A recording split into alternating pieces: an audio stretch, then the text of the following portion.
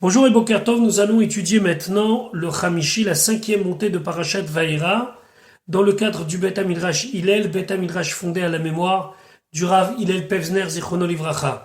Notre étude commence au Pérekret, au 8e chapitre du livre de Shemot, Pasuk Zayin, verset 7.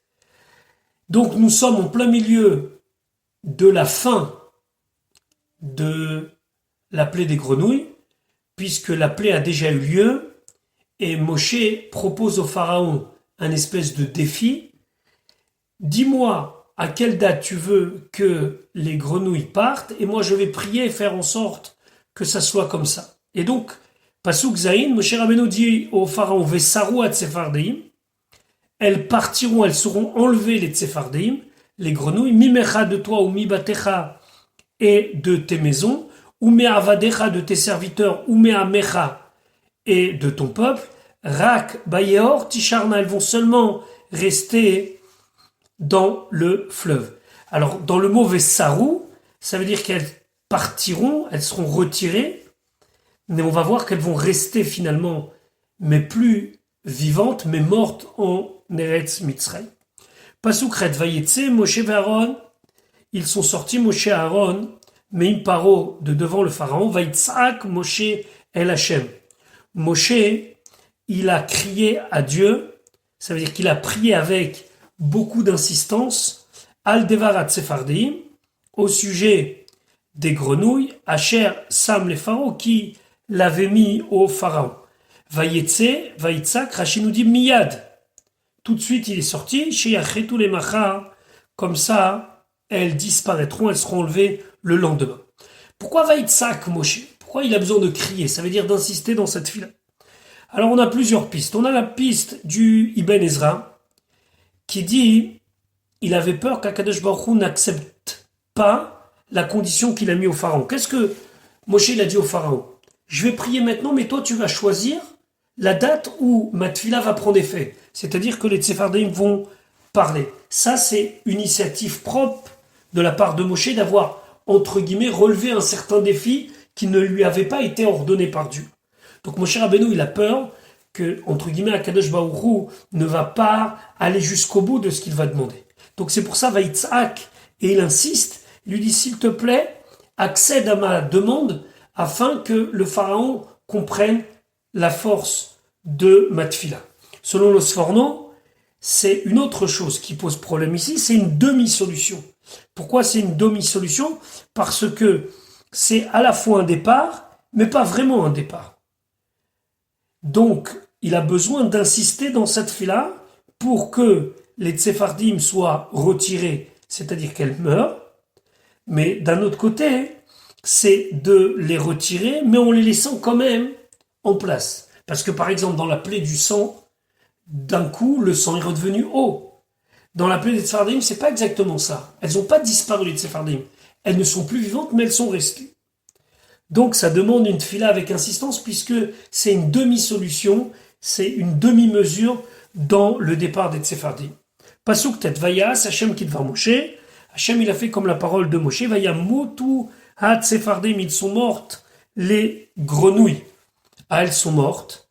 Plus on avait dit Vesaru. Vesaru, ça veut dire qu'elles devraient partir et pas seulement mourir. Le sens de Vesaru dans le Pasuk Zayin, ça veut dire qu'on va enlever la plaie des Tsefardim, mais pas physiquement les Tsefardim, puisque Vayamuto à Tsefardim, la Torah nous dit elles sont mortes, Mina Batim, celles qui étaient dans les maisons, Mina Chatzerot, celles qui étaient dans les cours, ou Mina Sadot et celles qui étaient dans les champs. Le Riskouni fait remarquer, mais il en manque une catégorie, celles qui étaient rentrées dans les fours. Et bien le Riskouni dit il y a eu quelque chose d'extraordinaire, que celles qui sont rentrées dans les fours, elles sont restées vivantes. C'est-à-dire que quand elles sont rentrées dans le four, elles ont brûlé. Mais après, elles ont retrouvé la vie, entre guillemets. Pourquoi? Parce qu'elles ont fait un tel messirut nefesh, une telle abnégation à Dieu, qu'elles étaient capables de rentrer dans le four, alors qu'on sait que la grenouille n'aime pas la chaleur, qu'elles méritaient de vivre même après la fin de la Maca. Donc toutes les autres sont mortes, mais toutes les grenouilles mortes sont restées en Égypte. Pasuk Faitzberu otam. Ils les ont rassemblés, ils ont mis en tas. Chomarim, chomarim, ta et ta, fativash haaretz. La terre, elle fut infectée, elle fut nauséabonde. le Bechor Shor d'expliquer que les deux premières makot, sont fatales pour la qualité de la vie en Égypte. Parce que on se souvient que dans Makat Dam, déjà on a dit Vativa Haaretz, elle était nauséabonde à cause de l'odeur des poissons morts. Et là ça continue avec la présence de ces tas de grenouilles mortes partout dans la terre d'Égypte. Rashi Chomarim, Tseburim. C'était des tas qui Targumo, comme le Targum le dit, le Onkelos le dit, des gourines galim. Ça veut dire des tas dans les endroits de l'Égypte. Parce que dans les Vayar, Paro, il a vu qu'il y a Ita Revacha. Il a vu qu'il y a eu du répit. Voilà, ça y est. On n'entend plus ce croassement total. Il n'y a plus de grenouilles vivantes qui rentrent partout. Ve'arbed et libo. Alors, il a continué à endurcir son cœur. Velo shama aliem, il ne les a pas écoutés, c'est-à-dire qu'il n'a pas accepté leurs paroles, Kacher diber Hashem, comme Hashem leur avait dit. Le Rajban d'expliquer, cette Maca était vraiment très très difficile à supporter pour le pharaon. Donc, c'est pas que son cœur il s'est endurci, parce que naturellement son cœur lui donnait l'envie de dire bon allez on arrête, ça a été vraiment très dur. Mais la Torah dit non quand même, ve'arbad et libo, ça veut dire par richout, par méchanceté, il s'est forcé à ne pas suivre sa raison et même son sentiment intime, et donc il a endurci encore plus son cœur, alors que là, c'était pour lui déjà quelque chose de très difficile à supporter. Va arbed et libo, Rachidi la shon paul, où c'est un infinitif. Ça veut dire que lorsqu'on veut dire que c'est un présent qui revient de nombreuses fois, comme quelque chose qui est permanent, on utilise un infinitif. Rachid dit que mot, par exemple, c'est marqué alors venasoa, ils avançaient. Vechen, et ainsi c'est marqué veakot et moav, ils ont frappé de nombreuses fois Moav. On utilise l'infinitif. Ve shaol lo beelokim, ils avaient toujours l'habitude de demander à Dieu dans les Urim et Tumim. C'est un reproche que Shaoul a fait au Kohanim. Ake ou Fatsoa, ça veut dire qu'il était tout le temps frappé et blessé. Kacher diber Hashem, comme Hashem lui a parlé, Vechan diber, ou Hashem il leur avait dit qu'il ne va pas l'entendre, comme c'est marqué, Velo Ishma Alechem Paro, que le pharaon ne va pas vous écouter. Voilà, fin de la Maca de Tsefardea. Nous allons maintenant étudier la troisième Maca, la troisième des 10 plaies, celle de Kinim, qu'on traduit par la vermine ou bien l'époux. Le Midrash fait toujours un parallèle entre la Maca et ce que les Bnei Israël ils ont vécu, un espèce de mida, keneged mida, mesure pour mesure. Une des tâches que les Bnei Israël avaient en Égypte, c'était de balayer, de nettoyer, d'être dans les rues et dans les marchés comme des esclaves qui étaient au service des maîtres. Donc, quelque part, la poussière de l'Égypte va se retourner contre ces maîtres-là. Puisque c'est cette poussière qui a fait souffrir, entre guillemets, les Bnei Israël, puisque c'était une des facettes de l'esclavage, on va se transformer en kinim, donc en poux, en vermine, et qui va véritablement pourrir la vie des Mitzrim. Ici, par contre, le Ramban fait remarquer et souligne que là, Hachem ne dit pas à Moshe Aaron d'aller prévenir le Pharaon. Dans la Maca de Dam, ça a été le cas. Dans la Maca de Tsefardea, ça a été le cas. Parce que dans cette Maca, elle est dérangeante, cette plaie, mais elle n'amène pas de danger immédiat à l'Égypte. C'est pas qu'ils manquent d'eau, ou c'est pas qu'ils n'arrivent pas à dormir. Simplement quelque chose qui va alors pourrir la vie, on va dire ça comme ça. Ils vont être envahis de poux et de toutes sortes de petits insectes.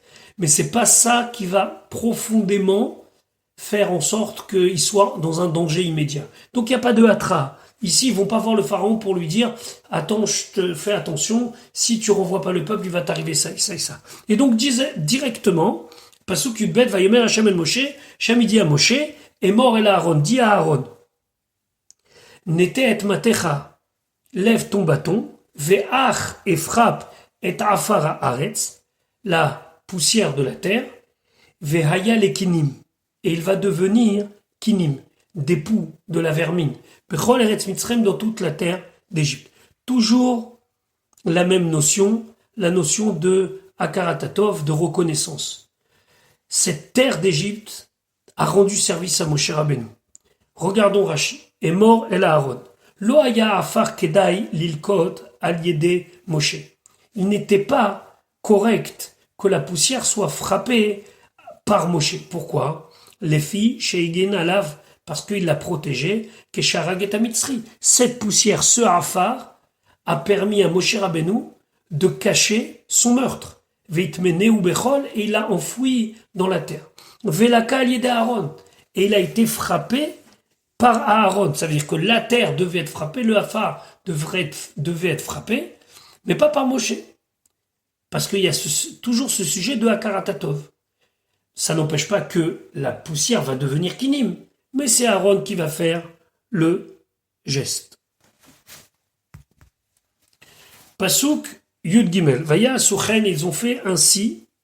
Vayet Aaron et Yado. Aaron, il a étendu sa main, Bématéo avec son bâton. Vayach, et il a frappé et Afara Haaretz, la poussière de la terre. Vatehi Hakinam Baadam. Et il y eut la vermine, un pullulement de dizaines et de centaines, peut-être même de milliers de petits insectes dans l'homme, Uva Behema, et dans la bête, malgré que la bête a l'habitude d'avoir des poux et des choses comme ça. Kol Afar Haaretz, toute la poussière de la terre, Ayakinim, elle est devenue de la vermine. Et quand on dit vermine, kinim, ça désigne toutes sortes de petits insectes. Bechol Eretz Mitzrayim, dans toute la terre d'Égypte. Plus communément, on traduit par poux. Rachidi Vatehi Akinam, Arechisha, c'est un pullulement. Et il donne un nom en laz, pédoulier, pédulier. Ça veut dire un grand nombre d'insectes qui est rassemblé. Pasuk Yud Dalet, Vaya Asuchen Achartumim, ils ont fait comme ça, hein, les magiciens de Pharaon, les sorciers. Bélatéem avec leurs incantations. On sait que ici, Bélatéen, ça veut dire les incantations pour évoquer des shédim, des démons. Les hotsi et akinim. Si je traduis littéralement les hotsi, ça veut dire faire sortir les kinim. Ça voudrait dire qu'ils n'arrivaient pas à les enlever.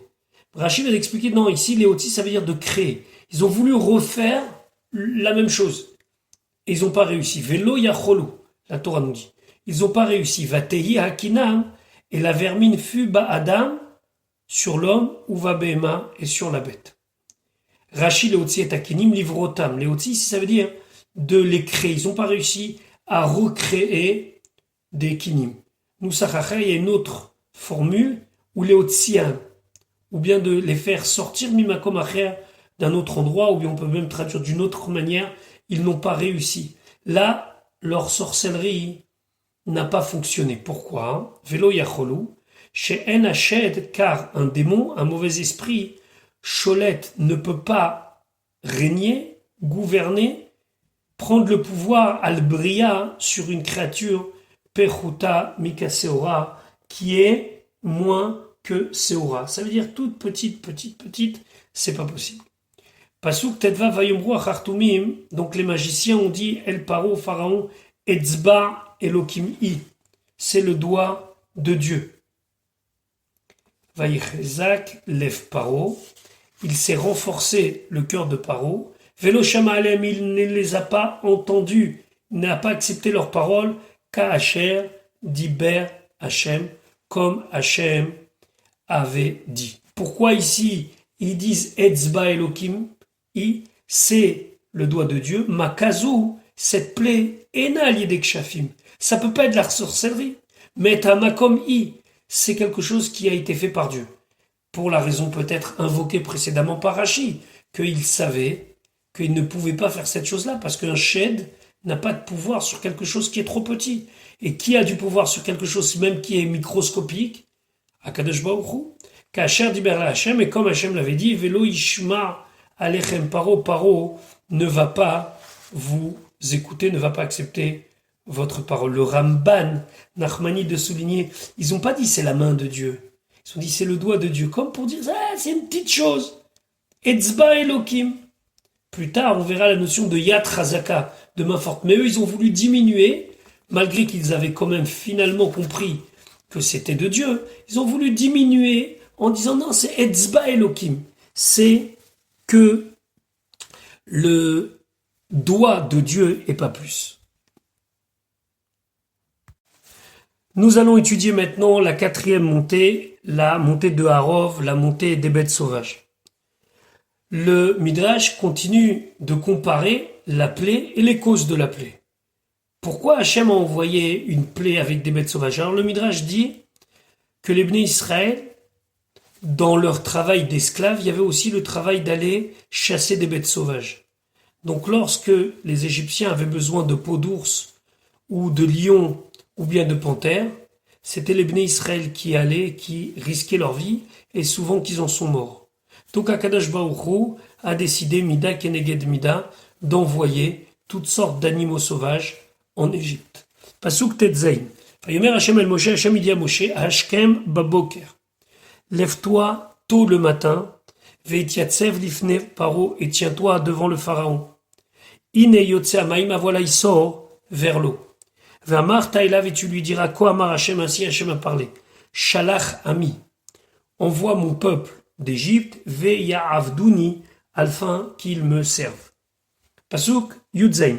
Ki im enecha meshaleach, car si tu ne envoies pas et ami mon peuple, ineni mashliach.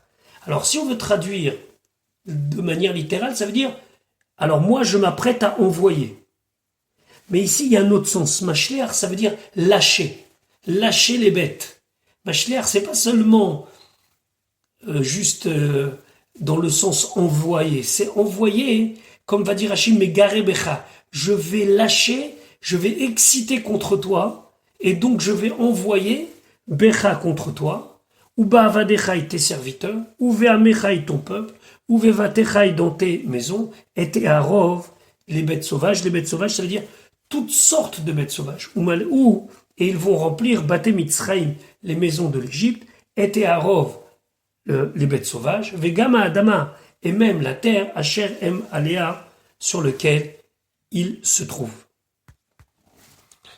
C'est intéressant ici de souligner ce qu'un des commentateurs ramène au nom de la Gemara. La Gemara, elle dit qu'une bête sauvage, si elle ne se trouve pas sur son territoire, elle en souffre et elle perd toute qualité d'attaque envers les autres. Donc ici en Eretz Mitzrayim, il y avait des ours, il y avait des lions, il y avait des panthères, mais qui n'étaient pas de Mitzrayim, qui sont venus des pays aux alentours, d'Afrique, etc., etc. Et on dit Hachem il a fait un miracle, qu'avec eux sont arrivés aussi la terre de leur pays, pour qu'elles se sentent chez elles, toutes ces bêtes sauvages, et qu'elles puissent se comporter normalement, être agressifs et attaquer les Mitzrayim. Mashliach Becha, Rachid expliquait, Megare Becha, donc Megare, c'est exciter contre toi. Mais on va traduire par je vais lâcher contre toi. Vechen, et ainsi c'est marqué un passouk dans Dvarim, Vechen Behemot Achal Arbam. La dent des bêtes, je vais envoyer. Et c'est la shon Shisui. Ça veut dire quoi, Shisui? Ça signifie exciter. D'ailleurs, Rachid dit, Instizu, ça veut dire, dans la traduction du Lahaz du rabbin Jacques Cohn, il traduit ça par inciter. Et Harov, alors si je traduis et Harov, ça veut dire un mélange. Un mélange de quoi? Rachid dit Kol mine chayot raot, toutes sortes de bêtes mauvaises, ou nechashim, ainsi que toutes sortes de serpents, ve'akrabim, et des scorpions, birbouvia, et tout ça mélangé. Fayum ashritim baem, et il leur faisait du mal, il les tuait. Yeshtam badavar, il y a une raison à cela, Ba'agada. Dans la Agada, c'est le Midrash qui nous explique.